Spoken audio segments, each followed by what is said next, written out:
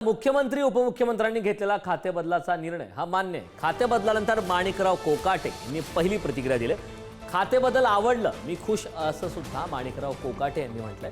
दत्तात्रय भरणेंना जी मदत लागेल ती करणार असा दावा सुद्धा कोकाटे यांनी केला।